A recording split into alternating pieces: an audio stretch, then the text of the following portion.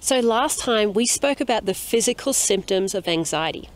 But what about the worry or the self-doubt or negative thoughts that so often accompany our feelings of fear or anxiety?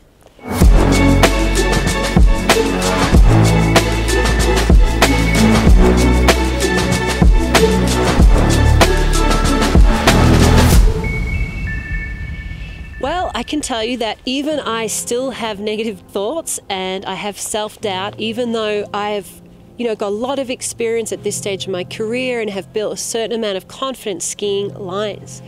And I used to think that, to be a mentally tough athlete, I would not be able to have any more self-doubt or negative thoughts, and that I would have to have an unwavering confidence in my abilities.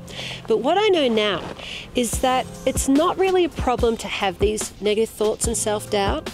The problem only occurs if you don't catch them, or if you start engaging in these negative thoughts, maybe attaching to them, believing the crap that they're telling you, and maybe even arguing and getting into this negative thought spiral, because then what you're actually focusing on is thinking, and you're not focusing on the process anymore and on what you're doing, which is where we want to be with our attention. So the master skill here is to build awareness of when the negative thoughts and the self-doubt come up, and then gently and swiftly bring your focus back to the present moment. Now you might be thinking, okay, I know it's good to be in the now, but how do I do that if my mind is racing? Like, how does that work? Well, this is where our body helps us. So think about it. Our body is always in the present moment, like we're always breathing. So you can draw your attention to the feeling of your breath coming in and the feeling of your breath coming out. But another thing you can do is placing your attention on what you can see and what you can hear.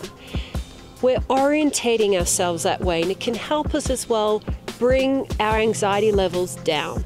So ask yourself, what are 3 things that I can see here in my immediate environment, and describe them in detail. Maybe it's looking at a specific peak and describing the shape of that peak to yourself.